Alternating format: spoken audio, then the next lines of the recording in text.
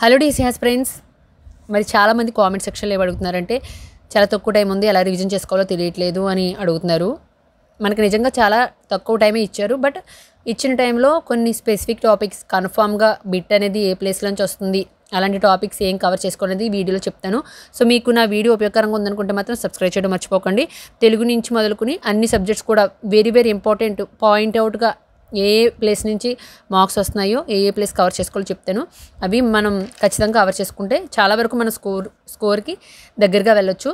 తెలుగు వచ్చేసినప్పటికీ మనకి అన్ని టెక్స్ట్ బుక్స్లో కూడా మనం ఇండెక్స్ ఉంటుంది కదండి. ప్రతి టెక్స్ట్ బుక్లో కూడా అప్ టు 10th క్లాస్లో మనకి ఇండెక్స్ ఉంటుంది.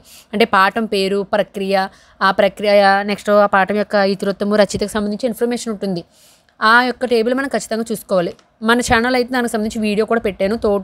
మరి 10th క్లాస్ వరకు ఉన్నటువంటి ఆ ఇండెక్స్ పేజీకి సంబంధించి ఒక వీడియో అయితే అవైలబుల్గా ఉంది, ఒకసారి చూడండి. ఒకవేళ మీ దగ్గర టెక్స్ట్ బుక్ కనుక అవైలబుల్గా లేకపోతే, బట్ టెక్స్ట్ బుక్ అవైలబుల్గా ఉన్నవారు ఒకసారి ఇండెక్స్ చూసుకోండి. ప్రక్రియ, ఇతివృత్తం, రచయిత, దీనికి సంబంధించి మనకి కనీసం 3 బిట్స్ వరకు మనం స్కోర్ చేయొచ్చు ఈ పార్ట్ నుంచి. అలాగే మనకి లాస్ట్ పేజెస్ మనకి 3rd, 5th అయితే ప్రతి లెసన్ వెనకాల మనకి అర్థాలు ఉంటాయి కదా, అర్థాలు, నానర్థాలు లాంటివి అవి చూసుకోవాలి. 6th to 10th వచ్చేసినప్పటికి మనకి లాస్ట్ పేజెస్లో మనకి అర్థాలు, నానర్థాలు, పర్యాయ పదాలు అవన్నీ ఇచ్చాడు. సో ఆ లాస్ట్ పేజెస్ చూసుకుంటే సరిపోతుంది.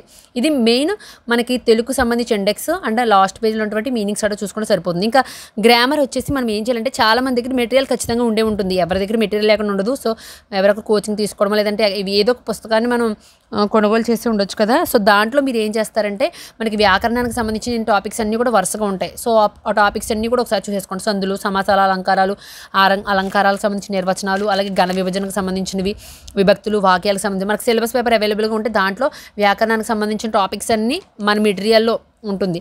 సో ఒకసారి మీ మెటీరియల్స్లో ఉన్న వాటిలో ఒకసారి అవన్నీ కూడా ఒకే చోట చూసుకోండి. ఎందుకంటే టెక్స్ట్ బుక్స్ అన్నీ కూడా తిరిగేసి చూడలేం కాబట్టి అసలు సందులు, జనరల్లో నిర్వచనాలు, మరి ఆ సందులకు సంబంధించిన నిర్వచనాలు అవి ఏ విధంగా ఏర్పడతాయి ఇవన్నీ కూడా ఒకసారి దగ్గర పెట్టి చూసుకుంటే మనకి ఇక్కడ తెలుగుకి సంబంధించి 8 మార్క్స్ క్విక్గా రివిజన్ చేసుకోవడానికి బాగుంటుంది.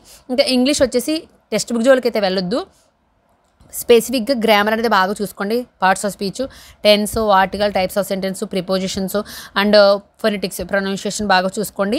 ఈ గ్రామర్ టాపిక్స్ బాగా చూసుకోండి. మనకి టెన్స్ నుంచి దాదాపు 3 బిట్స్ వరకు వస్తున్నాయి, ఆర్టికల్స్ నుంచి 2 బిట్స్ వస్తున్నాయి, అలాగే టైప్స్ ఆఫ్ సెంటెన్స్ నుంచి కూడా మనకి 2 బిట్స్ వస్తున్నాయి, పార్ట్స్ ఆఫ్ స్పీచ్ నుంచి కూడా మనకి వచ్చేస్తున్నాయి. దాదాపు ఎక్కువ బిట్స్ అయితే గ్రామర్ నుంచి వస్తున్నాయి. ఇంకా రచయితల నుంచి మనకి 2 బిట్స్ వస్తున్నాయి అనమాట. దీనికి సంబంధించి క్విక్ రివిజన్లో భాగంగా మరి రచయితలు వారి యొక్క పాఠానికి సంబంధించి ఒక వీడియో అయితే అవైలబుల్గా ఉంది మన ఛానల్లో.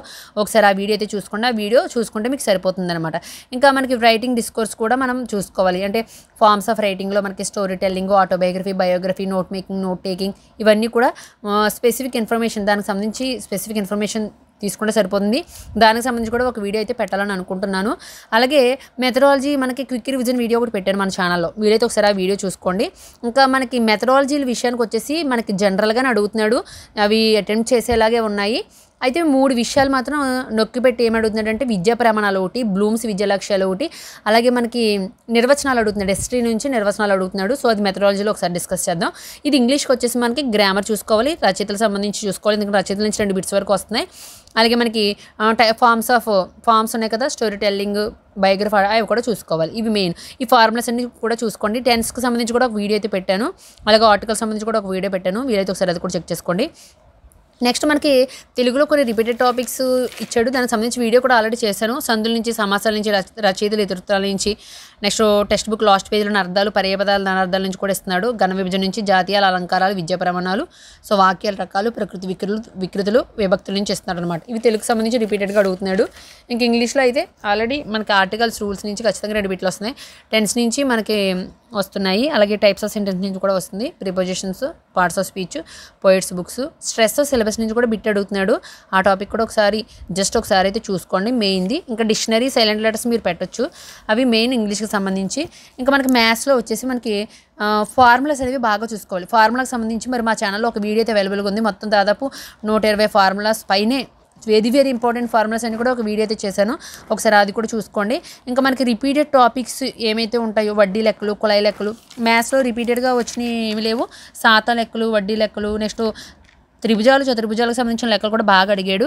ఇంకా మనకి మ్యాథ్స్ హిస్టరీ కూడా మ్యాథ్స్ హిస్టరీ అంటే మెథడాలజీ హిస్టరీ నుంచి కూడా మరి రిపీటెడ్గా ఒక టాపిక్ అయితే వచ్చింది. వేగం కాలానికి సంబంధించిన లెక్కలు వచ్చాయి.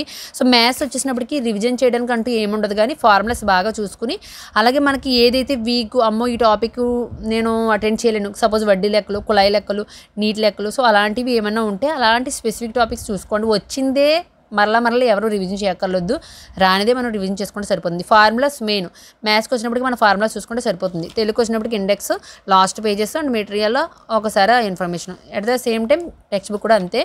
ఇంకా మనకి సైన్స్ సోషల్కి వచ్చేసినప్పటికి మరి రివిజన్ చేయడానికి అదేమి తక్కువ సిలబస్ అయితే కాదు. అలాగే కొన్ని ఇంపార్టెంట్ టాపిక్స్ ఏంటి అని కూడా మనం స్పెసిఫిక్గా చెప్పలేము, ఎక్కడి నుంచి ఇస్తున్నాడు అనేది కూడా మనం ఎంత మాత్రం చెప్పలేము. ఇంకా 9th 10thలో కూడా అడుగుతున్నాడు అంటే చాలా రేర్, తక్కువగానే అడుగుతున్నాడు.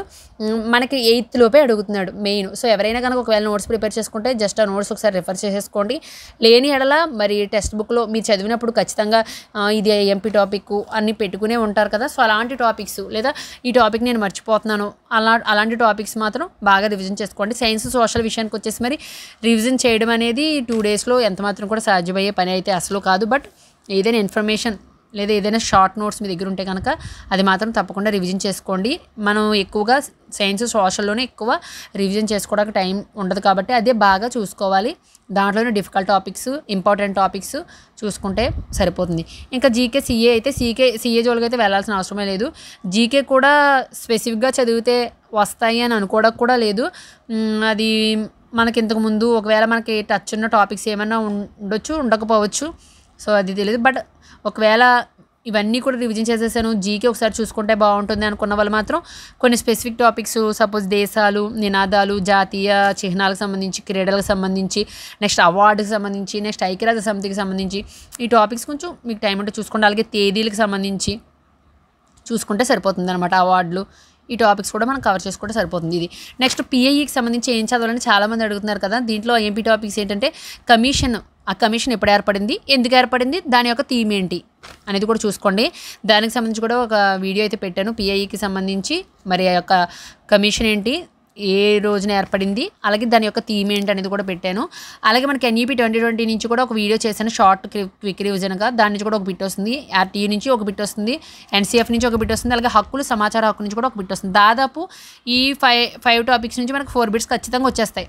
ఎన్ఈపీ 2020, ఆర్టీఈ, సో ఈ టాపిక్స్ నుంచి మనకి దాదాపు 4 బిట్స్ ఇక్కడే వచ్చేస్తాయి. మనకి కమిషన్స్, ఎన్ఈపీ, ఆర్టీఈ, ఎన్సీఎఫ్. దయచేసి ఈ 4 టాపిక్స్ మాత్రం ఎవరు కూడా నెగ్లెక్ట్ చేయొచ్చు. కమిషన్స్ అయిపోయి చాలా ఉన్నాయి కదా, ఏం చదవాలని ఏమి టెన్షన్ పడకండి. ఒక కమిషన్ దగ్గరికి వెళ్ళారంటే ఆ కమిషన్ దగ్గరికి వెళ్ళండి, దాని డేట్ గుర్తుపెట్టుకోండి, దాని యొక్క థీమ్ గుర్తుపెట్టుకోండి, సరిపోతుంది. అలాగే మనకు చూసినట్లయితే సైకాలజీలో కొన్ని ఇంపార్టెంట్ టేబుల్స్ ఉంటాయి కదా, ఆ ఇంపార్టెంట్ టేబుల్స్ చూసుకోండి. సపోజ్ ఇంపార్టెంట్ టేబుల్స్ ఏంటంటే సైకాలజీకి వచ్చేసినప్పుడు మనకి కొన్ని ఇంపార్టెంట్ విషయాలు వచ్చేసి మనకి చెప్పాను కదా, ఎరిక్సన్ టేబుల్, ప్రజ్ఞాలబ్ధి టేబుల్, హార్లక్ దశలు, నెక్స్ట్ శైశవం నుంచి పూర్వ బాల్య దశ వరకు పిల్లల యొక్క ప్రవర్తన ఏ విధంగా ఉంటుంది, ఆ దశలను ఏమంటారు, చామ్స్కీ గారి యొక్క బుక్స్ లేదా ఇతరుల మిగిలిన శాస్త్రవేత్తల బుక్స్ కూడా చదవండి. బుక్స్ నుంచి కూడా బిట్ వస్తుంది. ఆ బుక్స్ నుంచి బిట్స్ ఏంటనేది బుక్స్కి సంబంధించి కూడా ఒక వీడియో చేశాను, అది కూడా ఒకసారి వీలైతే చూసుకోండి. స్మృతి విస్మృతి శాతాలు, ప్రజ్ఞ సిద్ధాంతాలు, ప్రజ్ఞా పరీక్షలు, గ్రంథులకు సంబంధించి కూడా ఒక బిట్ అడుగుతున్నాడు, మూర్తిమత్వ సిద్ధాంతాలు, ప్రక్షేపక పరీక్షలు, సంఘర్షణ రకాలు, అభ్యాసన సిద్ధాంతాలు, బోధన లక్ష్యాలు. అలాగే మనకి కార్యసాధక నిబంధన, నెక్స్ట్ మనకి నిబంధన అద్విత అవన్నీ, అబాధ అంతర్దృష్టి అభ్యాసనము, అలాగే బ్రూనర్ బోధన సిద్ధాంతము, సాంఘిక అభ్యాసన సిద్ధాంతము, సిగ్మండ్ ఫ్రైడ్ గారి సిద్ధాంతము. ఈ సిద్ధాంతాలు కూడా మన సైకాలజీ నుంచి బాగా చూసుకోవాలి. మెయిన్ ఆ టాపిక్స్ అనేవి బాగా కవర్ చేసుకుని ఎరిక్సన్ గారు మరి ఆ టేబుల్ మాత్రం మర్చిపోకండి. అలాగే శాతాలు మనకు కొబిన్, స్మృతి శాతాలు, ప్రజ్ఞాలబ్ధి టేబుల్ ఇవన్నీ కూడా చేసుకోవాలి. ఇంకా ఇవి మెయిన్ చూసుకోవాలి. ఈ టాపిక్స్ జస్ట్ పైన ఒకసారి చూసేసుకోండి, హైరైనా పడిపోవద్దు. ఎందుకంటే మనం టెన్షన్ పడ్డామంటే మనం చదివింది కూడా మనం మర్చిపోతాం. నిజంగా నేనైతే చాలా అలాగే టెన్షన్ అయ్యింది నాకు, రివిజన్ చేసుకోలేని టాపిక్స్ గురించి ఆలోచించి చదివిని కూడా నేను కొంచెం మైనస్ అయ్యాను. సో మనకు మెథడాలజీలో స్పెసిఫిక్గా ఈ టాపిక్సే చూసుకోండి. తెలుగు కానివ్వండి, ఇంగ్లీష్ కానివ్వండి, మ్యాథ్స్ కానివ్వండి, సైన్స్ కానివ్వండి, సోషల్ కానివ్వండి, వీటిలో హిస్టరీ అనేది ఒక లెసన్ ఉంటుంది ప్రతి దాంట్లో కూడా. హిస్టరీ, తెలుగుకి సంబంధించి హిస్టరీ లేదా మ్యాథ్స్కి సంబంధించి హిస్టరీ, దాంట్లో ఇచ్చిన నిర్వచనాలు ఏంటి, ఆ టాపిక్ ఒకటి చూసుకోండి చాలు. తర్వాత మనకి విద్యా ప్రమాణాలు ఒకటి బాగా చూసుకోండి. ప్రతి సబ్జెక్ట్ కూడా తెలుగులో ఎన్ని విద్యా ప్రమాణాలు, ఇంగ్లీష్లో ఎన్ని, సోషల్, మ్యాథ్స్, సైన్స్ చూసుకోండి. ఇంకా బ్లూమ్స్ విద్యా లక్ష్యాలు అయితే మాత్రం ఖచ్చితంగా చూసుకోవాలి ఫ్రెండ్స్. దాదాపు ఒక పేపర్లో చూసుకుంటే మనకి 3-4 బిట్స్ విద్యా ప్రమాణాల నుంచి అడుగుతున్నాడు. అవగాహన అనేది దేంట్లో వస్తుంది, సరిచేయడం అనేది ఏ లక్ష్యము, ఏ స్పష్టీకరణ, సో అలా అడుగుతున్నాడు. సో బ్లూమ్స్ విద్యా లక్ష్యాల్లో మనకి జ్ఞానం సంబంధించిన స్పష్టీకరణ ఏంటి, అవగాహన సంబంధించిన స్పష్టీకరణ, తెలుగులో ఏంటి, ఇంగ్లీష్లో ఏంటి, మ్యాథ్స్లో ఏంటి, సైన్స్లో ఏంటి, సోషల్ ఏంటి, ఇవన్నీ కూడా చూసుకోండి. అలాగే నిర్వచనాలు చూసుకోండి, హిస్టరీ చూసుకోండి. సో ఇవి మెథడాలజీ. మిగతా అన్నీ కూడా జనరల్గానే అడుగుతున్నాడు. మనం అటెండ్ చేయలేనిది ఒక నిర్వచనము, అలాగే విద్యా ప్రమాణాలు, బ్లూమ్స్ విద్యా లక్ష్యాలు, అలాగే హిస్టరీకి ఏమైనా బిట్స్ ఇస్తే మనం అటెండ్ చేయలేకపోతాం. కాబట్టి ఈ 4 టాపిక్స్ మాత్రం బాగా చూసుకోండి ఫ్రెండ్స్. ఇవి ఫ్రెండ్స్ మెయిన్ మనం ఒక పేపర్కి సంబంధించి క్విక్గా రివిజన్ చేసుకునే టాపిక్స్. సో మీరు ఒకవేళ దీంట్లో మేము పలానా సబ్జెక్ట్లో టాప్ పర్వాలేదు, ఆ సబ్జెక్ట్ ముట్టుకోక్కర్లేదు అనుకుంటే మీరు వీక్ అయిన సబ్జెక్ట్లో మరి ఏ టాపిక్స్ చూసుకుంటే బాగుంటుందో అది మాత్రమే చూసుకోండి. ఇవన్నీ చూడాలని నేనేం చెప్పడం లేదు, కానీ మీకు ఏ సబ్జెక్ట్ అయితే మీకు భయంగా ఉందో ఆ సబ్జెక్ట్లో ఏవైతే బాగా రివిజన్ చేసుకోవాలని నేను చెప్తున్నానో అవి ఒకసారి చూసుకుంటే సరిపోతుంది. ఇది ఫ్రెండ్స్ మరి ఇది బాగా క్విక్గా రివిజన్ చేసుకోవడానికి ఒక ఫార్మేట్ ఇది. మరి మీకు నా వీడియో ఉపయోగకరంగా ఉందనుకుంటే మాత్రం సబ్స్క్రైబ్ చేయడం మర్చిపోకండి. వీలైతే మరి అడిగిన వారందరికీ కూడా వీడియోస్ చేయడానికి ప్రయత్నిస్తున్నాను, ఎందుకంటే నా అవైలబిలిటీని బట్టి నేను అన్ని వీడియోలు చేయలేను. నాకు పిల్లలు ఉన్నారు కాబట్టి 1.5 month బేబీ బాయ్ ఉన్నాడు కాబట్టి నేను మ్యాక్సిమం అడిగిన వాళ్ళందరికీ కూడా ఉపయోగపడుతుందన్న ఉద్దేశంతో వీడియోస్ అన్నీ చేస్తున్నాను. సో ఎవరికి కూడా మరి వీడియో పెట్టలేదని ఎవరు కూడా నన్ను మిస్అండర్స్టాండింగ్ చేసుకోవద్దు. Try to understand me.